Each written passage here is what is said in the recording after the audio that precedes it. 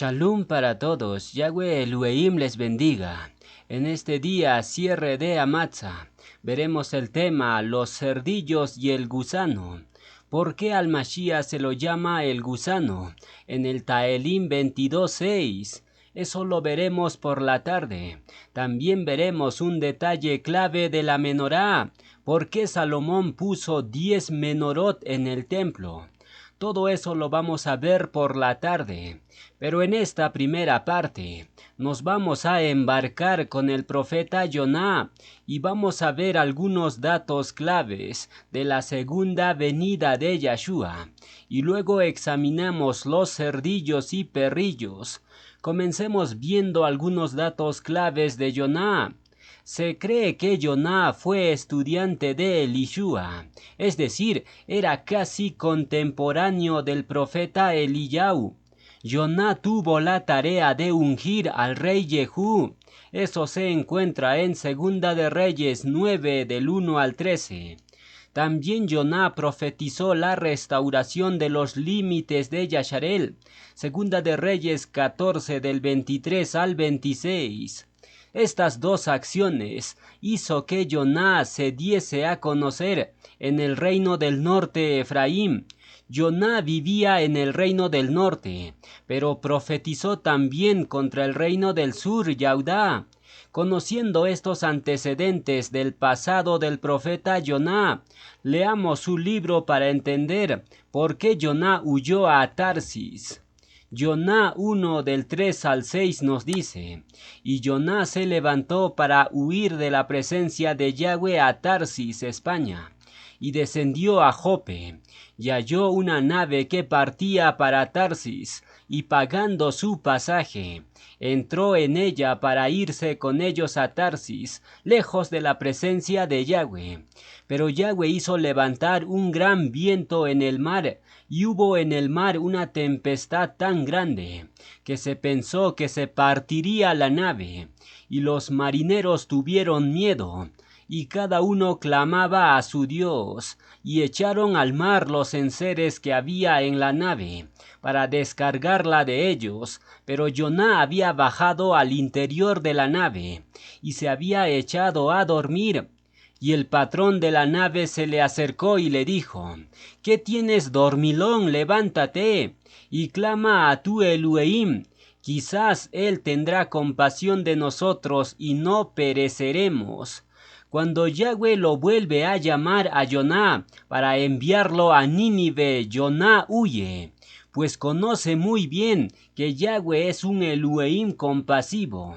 Además, Joná huyó buscando proteger a Yasharel, pues consideraba que si Nínive se arrepentía, entonces Yasharel se vería mal ante los ojos de Yahweh, y eso traería consigo castigo para el pueblo.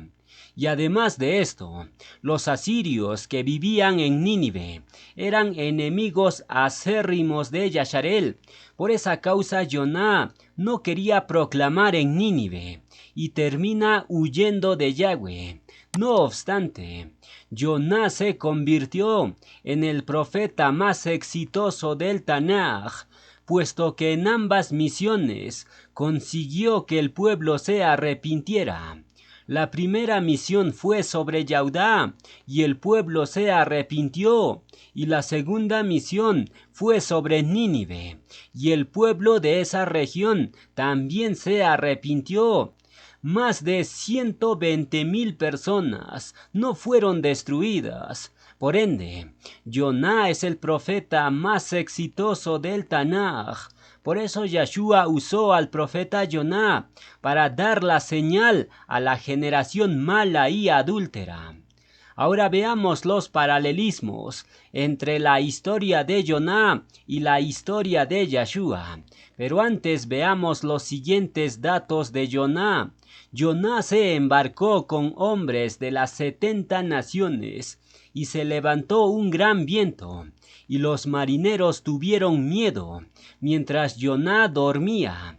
Y al final los marineros lanzan a Jonás al mar, naciones, y se calma la tempestad. Esto tiene un paralelismo impresionante con el siguiente verso. Matías 8 del 23 al 27 nos dice: y entrando él, Yeshua, en la barca, los discípulos, los elegidos, le siguieron. Y he aquí que se levantó en el mar, naciones, una tempestad tan grande que las olas cubrían la barca. Pero él dormía. Y vinieron sus discípulos, la asamblea elegida, y le despertaron diciendo: Adón, sálvanos que perecemos. Y él les dijo: ¿por qué teméis, hombres de poca emuná? Entonces, levantándose, reprendió a los vientos, Reuhim, y al mar, las naciones, y se hizo grande bonanza. Y los hombres se maravillaron diciendo: ¿qué hombre es este, que aun los vientos y el mar le obedecen? Esta historia es idéntica a la historia de Jonás, y esta historia tiene conexión con la segunda venida de Yeshua. La barca donde estaban únicamente sus discípulos representa a Yeshua, viniendo como en los días de Noé, ya que Noé estaba en la barca con su familia. Y Yeshua viene en la barca con sus discípulos, es decir, Yeshua viene en la proclamación de sus discípulos, y como Yeshua va a tardarse, según la parábola de las 10 vírgenes, entonces los discípulos comenzarán a tener miedo de la tempestad que es la gran tribulación. Los discípulos comienzan a clamar a Yeshua en medio de la tribulación, sin darse cuenta que Yeshua siempre ha estado con ellos. Y en el momento más candente, Yeshua despierta, es decir, se manifiesta a sus discípulos y comienza a reprender a los vientos, que son los demonios que han causado la gran tribulación. Y el mar se calma, es decir, las naciones se calman y entran al milenio de reposo. Se dan cuenta, todo está codificado en las Escrituras. Antes de la segunda venida de Yeshua, el mar se va a agitar, producto de la intervención de los demonios. Cuando suene la quinta y sexta trompeta, las naciones se alborotan y se levantan en contra de los elegidos que están en la barca. Los elegidos comienzan a tener miedo por las cosas que están sucediendo en el mar, las naciones, y comienzan a clamar a Yeshua. Y como respuesta suena la séptima trompeta, y los elegidos son cosechados y puestos a salvo. Mientras tanto, Yeshua reprende a los vientos, Reuhim, y hace el último juicio a las naciones con las 7 copas. Y finalmente las naciones Omar entran en reposo milenial. Ese será el panorama de la segunda venida de Yeshua. Pero antes se tiene que levantar la tempestad, que es la gran tribulación. Vamos a tener que pasar la gran tribulación, y en el momento más candente, Yeshua nos rescatará y estaremos siempre con él. Notemos también que Yeshua se subió a la barca para alejarse de la tierra de Yasharel y fue a la tierra de los Gadarenos. Y esa tierra se encuentra en la región de Gad. Gad significa fortuna, y la tribu de Gad renunció a entrar a la tierra prometida, y se quedaron al otro lado del río Jardén. Esto significa que Yeshua en su segunda venida se va a alejar de la tierra del oriente y se va a acercar al occidente, y desde aquí nos llevará a la tierra prometida. Recuerden lo que dice la profecía de Oseas 11. Yahweh rugirá como león y los hijos vendrán desde el occidente. Otro detalle clave es el siguiente. Aquí en el occidente, la mayoría de las tribus de Yasharel están honrando a Gad, el dios de la fortuna. A Gad lo conocen con el nombre de Dios, y de hecho, el término Dios suena como Gad o God en inglés. Es decir, gran parte de las 10 tribus del norte están sirviendo a Gad todavía, y Yeshua viene a restaurar a esas ovejas perdidas. Las ovejas perdidas están viviendo en la tierra de los Gadarenos. Marcos 5 del 9 al 13 nos dice: y le preguntó: ¿cómo te llamas? Y respondió diciendo: Legión, religión me llamo, porque somos muchos demonios, doctrinas, denominaciones. Y le rogaba mucho que no los enviase fuera de aquella religión. Estaba allí cerca del monte un gran hato de cerdos paciendo, y le rogaron todos los demonios diciendo: envíanos a los cerdos, creyentes falsos, para que entremos en ellos. Y luego Yeshua les dio permiso. Y saliendo aquellos reujín inmundos, entraron en los cerdos, creyentes tibios, los cuales eran como 2000, y el hato se precipitó en el mar por un despeñadero, y en el mar se ahogaron con falsas doctrinas. Aquí hay detalles claves. Los gadarenos son los cristianos que están criando a cerdos, Jesús, ya que Jesús en latín significa cerdo.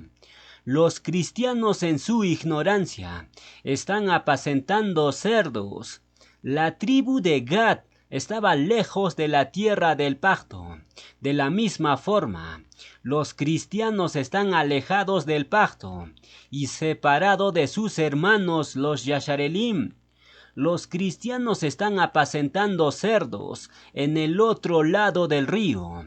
La tribu de Gad es un simbolismo de los cristianos. Ellos están enseñando falsas doctrinas y por ende están convirtiendo a sus seguidores en cerdos a Reuhim en lugar de ovejas.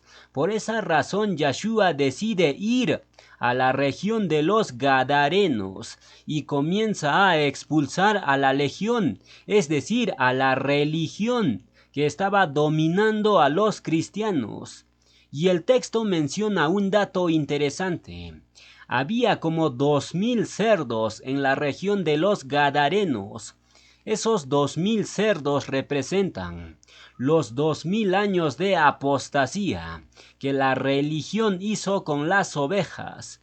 La legión entró en los cerdos, en aquellos que les gusta la religión, y esas personas se ahogaron en el mar, es decir, se ahogaron con las falsas doctrinas. Otro detalle interesante es el siguiente: esos 2000 cerdos donde la legión entró fueron arrojados al mar, es decir, después de estos 2000 años, la religión se acabará. Los demonios son echados al mar, al abismo. Aquí viene otro dato interesante.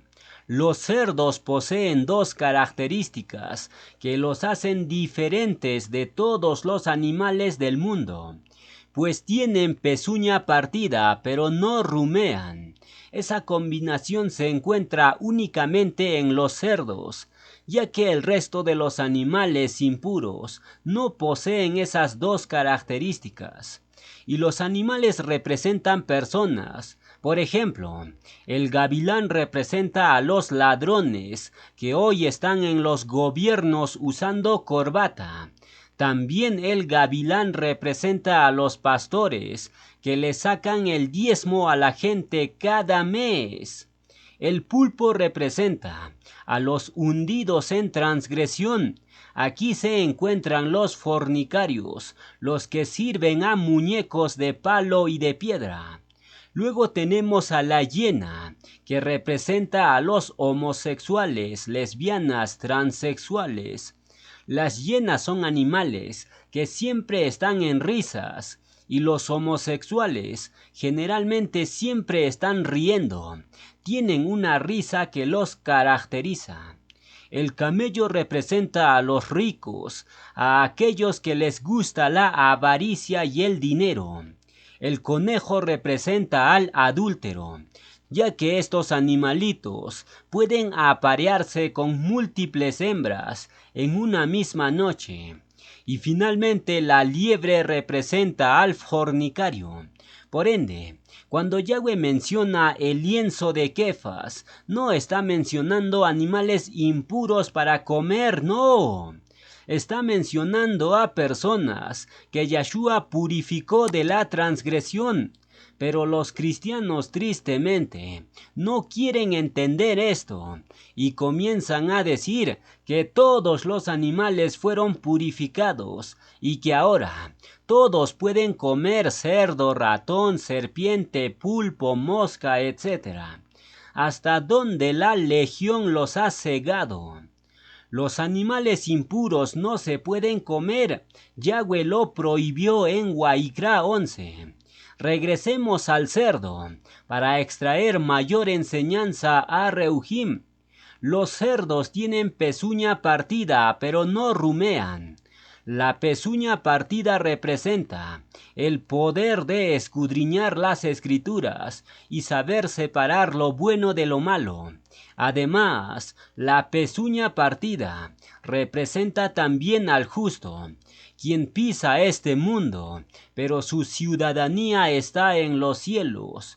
Por otro lado, rumiar la comida indica la capacidad de digerir el alimento a Reuhim y separar la verdad de la mentira, para después hacerlo descender al estómago, la mente. Y una vez que está en la mente, se puede producir una enseñanza kadush para que otros puedan comer. Entonces, los que tienen pezuña partida y rumean son personas que meditan en la palabra de Yahweh. Quienes hablan y guardan los mandatos, esas son las ovejas. Pero los cerdos tragan el alimento rápidamente y no disciernen si es verdad o mentira. Las ovejas, que son animales rumiantes, se caracterizan por tener el estómago dividido en 4 compartimentos, por los cuales el alimento es procesado. Es decir, las ovejas lo vuelven a masticar el alimento para que descienda al siguiente compartimento del estómago.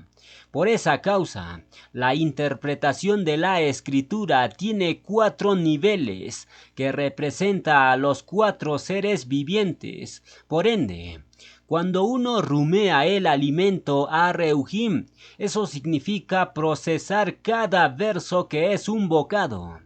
Y la persona que rumea el alimento interpreta la escritura cada vez más profunda. Primero nosotros comenzamos bebiendo leche, 5.992. Luego comimos miel, 5.993. Y este año turático comeremos alimento sólido que comenzará a nutrir todo nuestro ser. Regresemos al tema del cerdo. Otro dato importante es el siguiente. El cerdo se cree más puro que otros, y esto lo demuestra al recostarse, exponiendo su pezuña, para hacer pensar que es un animal puro a quienes lo observan. De igual forma, los cerdos a Reuhim aparentan ser kadush, pero por dentro están llenos de inmundicia. Escuchen bien este dato clave. Los cerdos a Reuhim conocen la escritura pezuña partida, pero no la saben interpretar correctamente, que es rumiar. Los cerdos buscan a su amo cuando están hambrientos, es decir, buscan al proclamador para satisfacer su hambre a Reujim, pero después de escuchar el mensaje, lo desconocen al proclamador y hablan mal de él. Y muchos de estos cerdos a Reujim se encuentran dentro de la asamblea. Usted lo puede reconocer fácilmente con las descripciones que le acabo de dar. Matías 7:6 nos dice: no deis lo kadush a los perros, ni echéis vuestras perlas delante de los cerdos, no sea que las pisoteen y se vuelvan y os despedacen. Este verso es muy importante para cualquiera que comparte las buenas nuevas. Yeshua ordenó proclamar las buenas nuevas a toda criatura, pero él también dice: no deis lo kadush a los perros, ni tampoco echéis vuestras perlas delante de los cerdos. ¿Qué significa esta frase? Bueno, cuando usted comparta la palabra con alguien, tienes que discernir con qué tipo de persona estás tratando.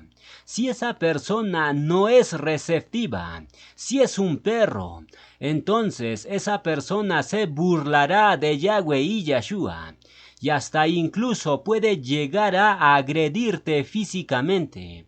Por eso, cada vez que compartes la palabra con una persona desconocida, primeramente examinas si es receptiva o no. En caso que no quiera escuchar, no tienes por qué insistir, porque esa persona es un perro. Porque si tú le insistes, entonces puede incluso golpearte y blasfemar el nombre de Yahweh y Yeshua. Las cosas kadushim no son para los perros. Hay que saber discernir a las personas. ¿Quiénes son las personas que son llamados perros? Bueno, los perros en Yasharel eran vistos como algo desagradable. Los perros en la tierra prometida eran vistos como animales abominables y se asociaron a personas violentas. Por ejemplo, en el Taelim 22:16 dice Yeshua: porque perros me han rodeado, me han cercado cuadrilla de malignos. De entrada al perro se le asocia con el maligno o diablo, pero los perros también se asocian con aquellos que son sucios e inmundos. Proverbios 26:11 nos dice: como perro que vuelve a su vómito, así es el necio que repite su necedad. Los perros eran animales sucios y detestables en Yasharel, y ser devorado por un perro era señal de una maldición, como ocurrió con el caso de Jezabel. El perro simbolizaba lo más bajo. Por ende, la palabra perro significa violencia, suciedad, inmundicia. Por eso en Revelaciones 22 se dice que los perros estarán fuera de la nueva Jerusalén. Conociendo estos antecedentes del perro, ¿qué significa la frase que Yeshua dijo? No deis lo kadush a los perros. Muy simple. Examinas rápidamente a las personas. Si son receptivas, les sigues compartiendo la palabra. Pero si no quieren escuchar, te sacudes el polvo de tus zapatos y sigues adelante. Aquí viene un dato interesante. Los perros generalmente comen carne, pero no distinguen el tipo de carne. Por ejemplo, en el Mishkan o templo se sacrificaba un animal y la carne de ese sacrificio no podían echarlo a un perro. Si el Cohen le da esa carne a un perro, eso sería profanar el nombre Kadush de Yahweh, que consagró esa carne. Por ende, no se puede dar lo Kadush a los perrillos. Los perros también representan una deshonra. Por ejemplo, Goliat le dice a David: ¿soy yo acaso perro para que vengas contra mí con un palo? es decir, ser comparado con un perro, era lo más bajo que existe. Nadie quería ser comparado con el perro, ni siquiera los paganos, pero lamentablemente, algunos de ellos son perros, puesto que son hostiles a las buenas nuevas, y con ese tipo de personas no pierdas el tiempo. Ahora bien, dijimos que los perros generalmente comen carne, alimento sólido, pero no distinguen el tipo de carne. Es decir, cuando usted le comparte el nombre Kadush de Yahweh y Yahshua a una persona, tienes que fijarte en lo siguiente. Si esa persona dice, el nombre no importa, yo le puedo llamar como quiera, lo puedo llamar Jehová, Jesús, Dios, Señor, para mí es lo mismo. Esa persona es un perro, porque no distingue el tipo de carne.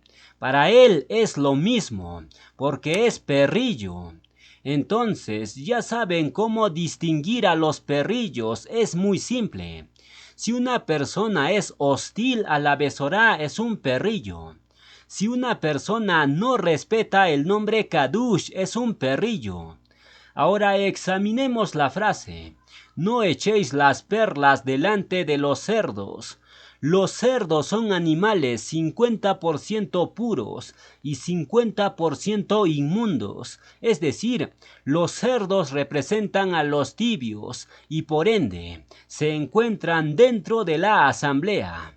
En la asamblea no existen perros, pero sí hay cerdos. Y cuando Yahshua dice, no echéis vuestras perlas delante de los cerdos, significa que no debes compartir algo valioso con cualquier creyente. Por ejemplo, algo valioso que tú tienes es tu testificar de tu conversión. Tu conversión a Yahshua es una perla, pero no debes contarlo a cualquiera, porque no van a apreciar tu testificar, puesto que no tienen la madurez para eso. Por ejemplo, Yahshua no le echó las perlas de su ministerio a Herodes. Ustedes conocen la historia. Herodes comenzó a burlarse de Yahshua y quería ver un milagro, pero Yahshua no le contestó ni una sola palabra, porque Yahshua reconoció que Herodes era un cerdo y no echó las perlas delante de él. Herodes era un cerdo, ¿cómo lo sabemos? Porque Marcos 6:20 dice que Herodes escuchaba de buena gana a Yahuanán el inmersor, pero cuando es reprendido por la palabra, inmediatamente tropieza. Es decir, Herodes era un tibio y como tal era un cerdo. Por eso Yahshua lo reconoció y no quiso echar las perlas de su ministerio delante de Herodes. ¿Se dan cuenta? Los cerdos son aquellas personas que alguna vez creyeron en la palabra, pero ahora están en el mundo. Se volvieron a embarrar con el mundo. Matías 10 del 12 al 14 nos dice, y al entrar en la casa, saludadla, y si la casa fuere digna, vuestra shalom vendrá sobre ella. Mas si no fuere digna, vuestra shalom se volverá a vosotros. Y si alguno no os recibiere, ni oyere vuestras palabras, salid de aquella casa o ciudad, y sacudid el polvo de vuestros pies. Yahshua es claro. Si alguien no quiere escuchar la palabra, existe dos opciones para esa persona. O bien es un perro o bien es un cerdo. Esto es algo fuerte, pero Yahshua mismo lo menciona. Shaulo y Bernabé pusieron por obra lo que dijo Yahshua. En una ocasión Shaulo y Bernabé estaban proclamando la Besorá, pero viendo que los judaizantes blasfemaban en Hechos 13:45, entonces Shaulo y Bernabé dijeron, puesto que desecháis a Yahshua y no se consideran dignos de la vida perpetua, entonces nos volvemos a los gentiles, Noten que Saulo y Bernabé primeramente evalúan a los oyentes y como observan que la gente comienza a blasfemar, entonces Saulo y Bernabé dicen: estos son perros y cerdos, vámonos de aquí, y dejaron de proclamar a esta gente. ¿Por qué? Porque el alimento sólido es para los que han alcanzado madurez, para los que por el uso tienen los sentidos ejercitados en el discernir del bien y del mal.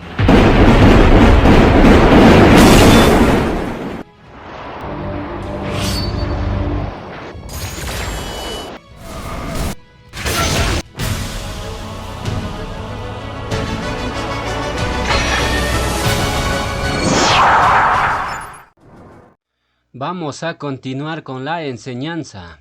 En este día cierre de Amatza, vamos a comenzar viendo detalles interesantes de la alimentación de los 5000. Aquí hay lecciones a Reuhim tremendas. Comencemos leyendo el texto. Matías 14:15 nos dice: cuando anochecía se acercaron a él sus discípulos diciendo: el lugar es desierto y la hora ya pasada, despide a la multitud para que vayan por las aldeas y compren de comer. Yeshua les dijo: no tienen necesidad de irse, dadles vosotros de comer. Note que Yeshua no dijo: yo los alimentaré, sino más bien dijo: dadles vosotros de comer. Es decir, alimentar a las multitudes es responsabilidad de la asamblea. Usted y yo tenemos la responsabilidad de alimentar a las multitudes. Yeshua podría proclamar a todos los seres humanos hablando desde el cielo. Él tiene el poder para hacer eso. Pero Yeshua no lo hará así, sino que lo hará a través de nosotros, la asamblea. Sigamos leyendo el relato. Marcos 6:37 nos dice: respondiendo él les dijo: dadles vosotros de comer. Ellos dijeron: que vayamos y compremos lejem por 200 denarios y les demos de comer. Él les dijo: ¿cuántos lejemín tenéis? Id y vedlo. Y al saberlo dijeron: 5 lejemín y 2 peces. Aquí hay detalles interesantes. Yeshua le pregunta a sus discípulos diciendo: ¿cuántos lejemim o panes tenéis? Eso es muy importante para nosotros. Yeshua no te exige algo que no tienes. Si tú tienes talentos, dones y recursos, con eso Yeshua hará el milagro y alimentará a las multitudes. Esto es lo mismo que Yahweh le dijo a Moshe: ¿qué tienes en tu mano? Es decir, ¿qué tienes? Talentos, habilidades, dones, recursos, etc. Lo que tienes, conságralo a Yeshua, y él hará la maravilla. Yahweh siempre usa lo que tenemos a la mano. Moshe tuvo a la mano el cayado de pastor, y ese fue el instrumento que Yahweh usó para hacer los milagros en Egipto. ¿Se dan cuenta? Yahweh usa a cualquier persona del mundo para hacer su obra, pero también mira lo que tienes a la mano. Y ahora se entiende mucho mejor por qué Saulo fue instrumento elegido para el ministerio. Saulo tenía muchas cosas a la mano. Era el discípulo más destacado de Gamaliel. Conocía muy bien la Torá, conocía también el griego y el arameo. Tenía muchas cosas a la mano. Por eso Yeshua dijo tocante a Saulo: instrumento elegido me es este, para llevar mi nombre en presencia de los gentiles. Hechos 9:15. Entonces, Yahweh usa a cada persona, según lo que tenga esta persona a la mano. Saulo tenía muchas cosas a la mano, por eso Yeshua lo usó para extender la Besorá de una forma impresionante. Sigamos leyendo el relato. Yahuanán 6 del 8 al 9 nos dice: Uno de sus discípulos, Andrés, hermano de Simón Kefas, le dijo: Aquí está un muchacho, proclamador joven, que tiene 5 panes de cebada y 2 pececillos. Mas, ¿qué es esto para tantos? Andrés menospreció los recursos del muchacho o proclamador joven. Declaró diciendo: Este muchacho tiene a la mano solo 5 panes de cebada y 2 pescaditos. ¿Cómo podría alimentar esto a semejante multitud? Pero en las manos de Yeshua, esos recursos del muchacho alimentaron a 5,000 personas, sin contar las mujeres y los niños. Por tanto, no menosprecien a los muchachos, no menosprecien a los proclamadores jóvenes, porque la mayoría lo tienen en poco al proclamador joven y dicen: este muchacho, ¿qué puede hacer? Es apenas un infante.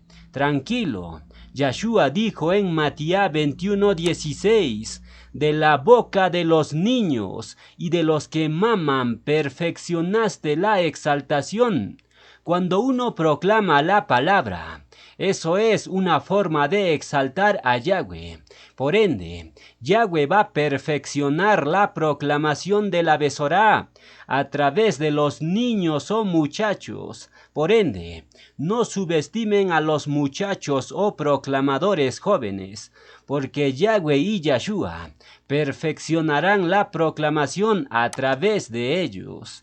Lucas 9:16 nos dice: tomando los 5 panes y los 2 pescados, levantando los ojos al cielo, los bendijo y los partió, quebrantó, y dio a sus discípulos para que los pusiesen delante de la gente.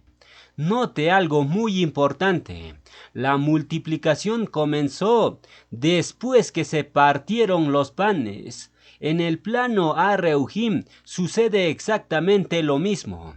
La multiplicación de personas convertidas a la Besorá comienza después de que estamos partidos o quebrantados por Yahweh. Finalmente, tengamos en cuenta cómo Yeshua alimentó milagrosamente a una gran multitud. Yeshua pidió que le trajeran los panes y los peces. Luego tomó en sus manos lo que le fue dado y lo bendijo. De la misma manera, si queremos alimentar en sentido Areuhim a una gran multitud, tendremos que entregar nuestra vida a Yeshua, es decir, consagrarnos a Él. Entonces Él nos tomará en sus manos y nos bendecirá, y podremos alimentar a una gran multitud. Dadles vosotros de comer. El eco de esas palabras de Yeshua sigue resonando en todo el universo Areuhim. Ahora vamos a meternos en los detalles claves del sacrificio de Yeshua. El tema del gusano lo dejamos para el final. Comencemos viendo la escena de la unción de Yeshua, donde Miriam de Magdala lo unge con perfume de nardo. Esta escena no parece ser muy relevante para algunos. Sin embargo, el escenario es realmente profético. Este relato es un cumplir literal de Cantares 1:12 que dice: mientras el rey estaba en su reclinatorio, mi nardo dio su olor. Los eventos son exactamente paralelos. El rey Yeshua se sienta a cenar y una mujer trae nardos aromáticos para ungirlo. Este escenario tenía un significado muy tremendo para el Yahudí del primer siglo. E incluso Miriam conocía este pasaje de Cantares. Por eso ella se atrevió a hacer lo que hizo. Entonces vamos a examinar los detalles de esta unción. Marcos 14:3 nos dice: pero estando él en Betania, en casa de Simón el leproso, y sentado a la mesa, vino una mujer con un vaso de alabastro, de perfume de nardo puro de mucho precio, y quebrando el vaso de alabastro, se lo derramó sobre su cabeza. Este texto tiene algunos aspectos interesantes que vale la pena mencionar. Número 1. Este pasaje no lo menciona, pero sabemos por los pasajes paralelos que Yeshua estaba en la casa de un fariseo o perush. La palabra perush significa separado, distinto. Esta es la casa donde Yeshua estaría separado. Shimón el fariseo piensa que Yeshua es la persona apartada, por eso lo invitó a cenar a su casa. Detalle número 2. El nombre del fariseo es Shimón, que significa escuchar, lo cual es interesante, porque la palabra más popular para aceite en hebreo es shemen. Por ende, no es casualidad que Yeshua fuera ungido en la casa de Shimón.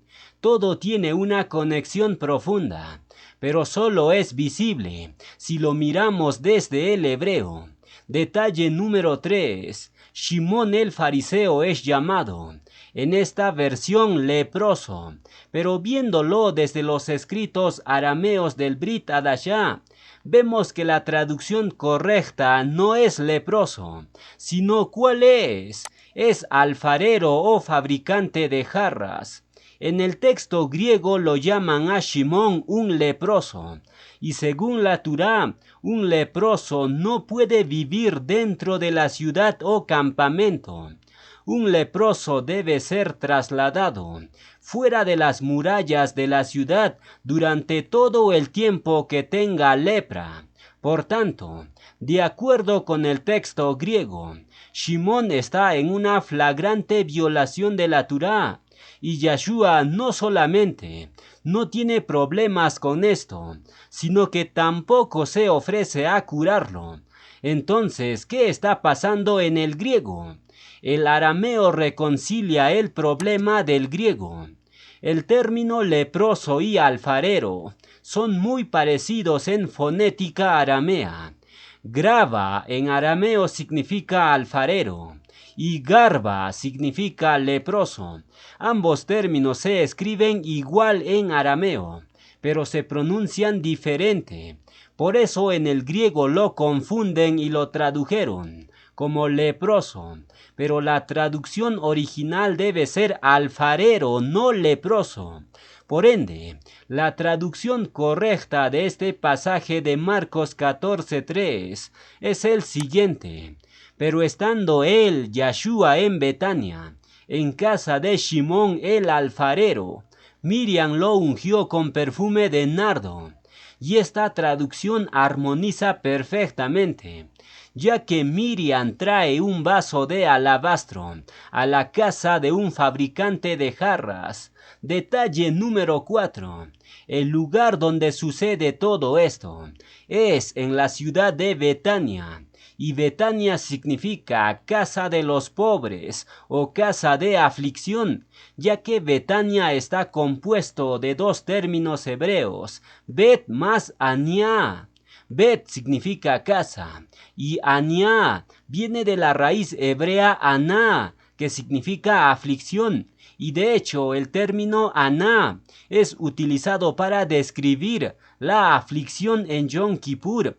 Por ende, Betania significa casa de aflicción o casa de los pobres. Y curiosamente Yeshua mencionó a los pobres en Betania. Todas las palabras y los hechos de Yeshua tienen una conexión increíble. Ahora bien, el hecho de que Yeshua sea ungido en Betania, la casa de la aflicción, es abrumadoramente profético, ya que todo el propósito de Yeshua consistía en ser afligido por causa de nuestra redención. En Isaías 53:7 aparece la raíz de Aná, que es una de las raíces de Betania, y Aná se utiliza con respecto para describir el terrible sufrir del Mashiach. El texto dice: angustiado él y afligido Aná de Betania, no abrió su boca, como cordero fue llevado al matadero. ¿Se dan cuenta? La aldea de Betania era completamente profética. Por eso Yeshua frecuentaba Betania y tenía amigos ahí, Lázaro, Miriam y Marta. Y la siguiente conexión es más interesante todavía. Yeshua fue ungido en Betania, y según Yohanan 12:3, Miriam ungió los pies de Yeshua. Y en Isaías 52:7 se menciona de Yeshua lo siguiente: cuán hermosos son los pies del que trae alegres nuevas. Es decir, el hecho de que Miriam ungiera los pies de Yeshua en Betania era el sello de la aflicción. Detalle número 5. La persona que unge a Yeshua no es otro que Miriam, y su historia se relata un capítulo antes de ese evento en el libro de Yohanan. Que haya sido Miriam la que ungió a Yeshua es completamente significativo. Normalmente un profeta tenía que ungir a un varón de Yahweh, pero Yeshua es ungido por una mujer, marcado por la transgresión. La pregunta es, ¿por qué Yeshua permitió que una mujer transgresora lo ungiera? Muy simple, porque el propósito de Yeshua era morir por la transgresión, y curiosamente el nombre de Miriam significa amarga, puesto que la raíz del nombre Miriam es Mary, que significa amargura. Y sumado a esto, Miriam vivía en Betania, la casa de la aflicción o amargura. En otras palabras, todo este relato se puede resumir en la siguiente frase: la amargura ungió a Yeshua en Betania. La unción de Yeshua como Mashiach es por tanto un relato verdaderamente profundo y conmovedor, rebosante de significado a Reuhim. Ahora vamos a movernos a otra escena. Vamos a examinar algunos detalles de la menorá que tiene que ver con el milenio. En el Mishkan estaba el lugar Kadush. En esta habitación se quemaba el incienso en el altar de oro. También se encontraba la mesa con los 12 panes de la proposición. Este espacio solemne estaba iluminado solo por una menorá que tenía 7 luces individuales. Esas 7 luces permitían a los Kohanim realizar su servicio diario en el lugar Kadush. En este servicio, solo los Kohanim eran los autorizados para entrar y alimentar a la menorá, pero el pueblo tenía una responsabilidad. ¿Cuál era? Shemut 27:20 nos dice: y mandarás a los hijos de Yasharel que te traigan aceite puro de olivas machacadas para el alumbrado, la menorá, para hacer arder continuamente las lámparas. Entonces, sorprendentemente, la responsabilidad de alimentar la menorá no recayó en los Kohanim, sino en el pueblo. Es decir, aquellos que no entraban al lugar Kadush proporcionaban el aceite para la menorá, y la menorá alumbraba a los que pudieron entrar.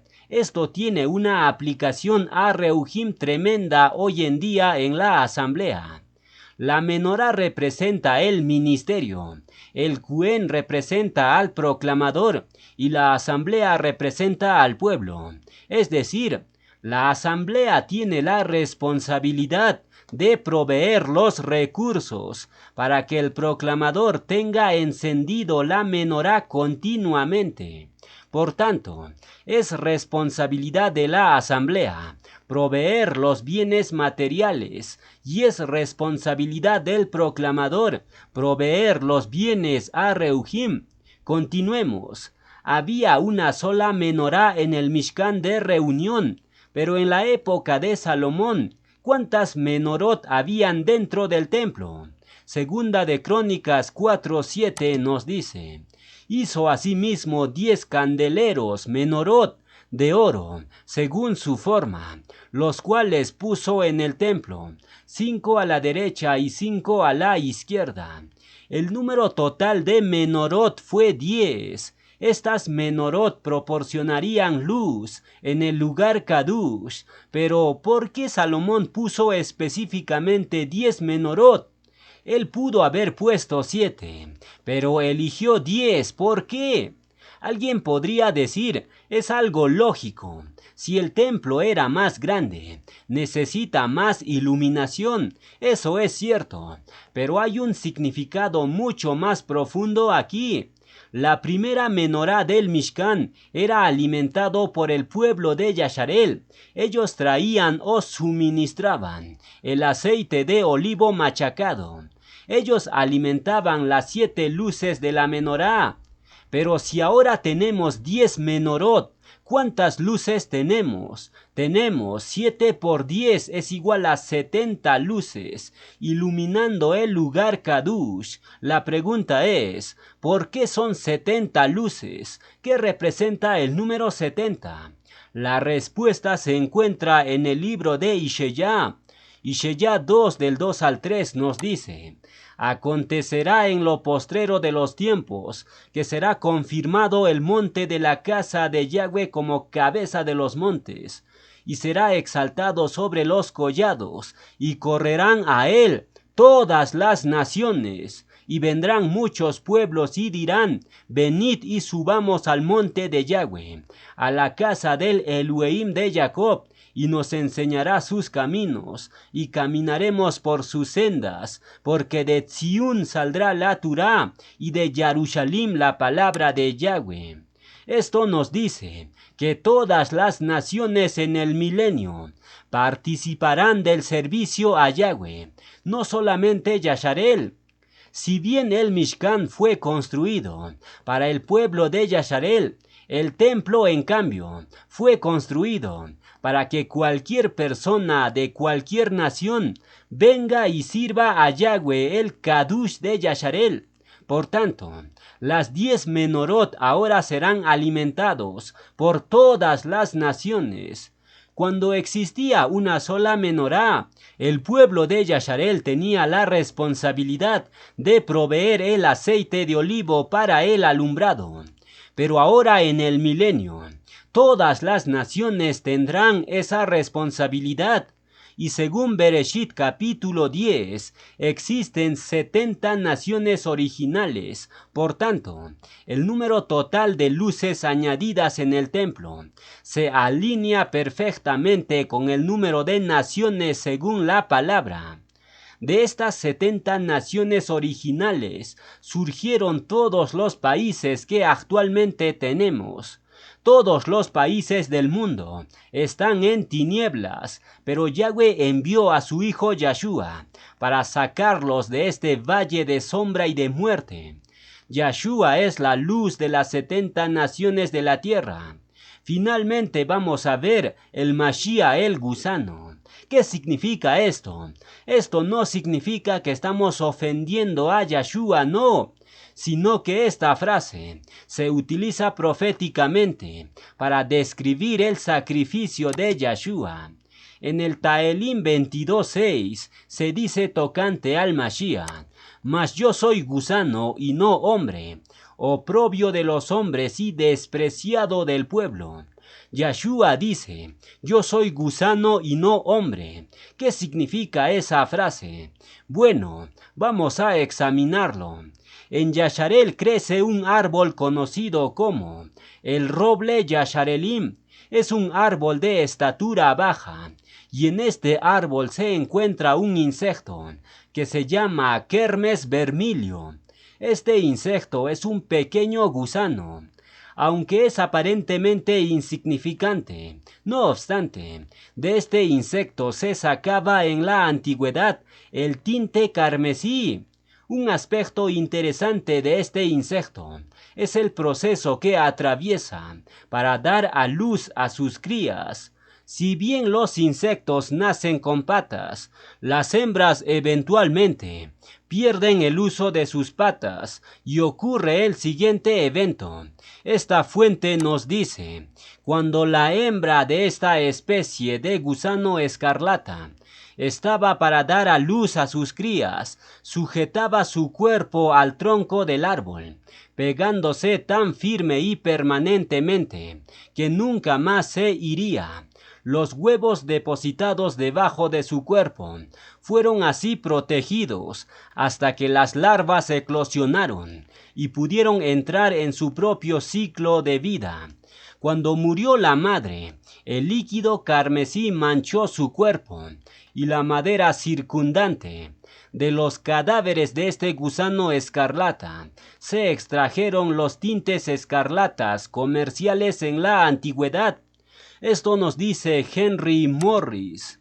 La información que acabamos de leer es muy importante para nosotros como creyentes en Yeshua, porque sorprendentemente este término gusano se menciona en las escrituras. Al gusano que menciona el Taelim se le llama Tolá en hebreo. Tolá significa básicamente devorador o voraz. Esto hace referencia al apetito del insecto, que se alimenta de la savia del roble Yasharelim. De este gusano se sacó el tinte carmesí del Tanaj, pero lo que llama la atención es que Tolá aparece en el Taelim 22:6. Ahí el rey David menciona lo siguiente: yo soy gusano. En hebreo sería Anaki Tolat. En esta frase se incluye el nombre hebreo del gusano que mencionamos, Kermes vermilio. El verso dice completamente: mas yo soy gusano y no hombre, oprobio de los hombres y despreciado del pueblo. Eso es extremadamente significativo para el creyente, porque aquí vemos el propósito con el cual vino Yeshua. El Kermes vermilio tiene que morir para ser de alguna utilidad para los humanos. El color carmesí no se puede extraer sin la muerte del gusano. De la misma forma, el propósito de Yeshua en su primera venida fue finalmente morir para que el hombre pudiera beneficiarse de su sacrificio. Démosle kabut a Yahweh y Yeshua. Además de esto, el Tolá o Kermes vermilio también debe sacrificarse a sí mismo para tener descendencia. No puede tener descendencia sin morir, puesto que se adhiere para siempre al árbol, para proteger a sus crías, y después sus propias crías terminan alimentándose de su progenitor. Estos hechos son directamente paralelos a Yeshua, quien tuvo que morir para poder ver una cosecha. El hecho de que el gusano muriera pegado a la madera del árbol es completamente profético. La muerte de Yeshua tuvo lugar en la madera del Gólgota, y la declaración en hebreo Anaki Tolat del Taelim 22:6 sigue siendo profética, ya que el Taelim 22 sigue hablando acerca de las manos que son clavadas. Además de esto, incluso la forma en que aparece la palabra Tolá en el verso 6 habla del sacrificio de Yeshua. Allí se escribe Tolat con la adición de la letra Tau al final. Esto nos proporciona una imagen poderosa del sacrificio de Yeshua, porque resulta que en hebreo pictográfico la letra Tau está representado por palos cruzados. Por tanto, se podría decir que la palabra Tolat que aparece en el Taelim 22:6 realmente nos ilustra a un gusano siendo sacrificado en una madera. Esto es exactamente lo que Yeshua hizo en el Gólgota. Yeshua lo dio todo lo que tenía para producir semilla o descendencia para el Padre.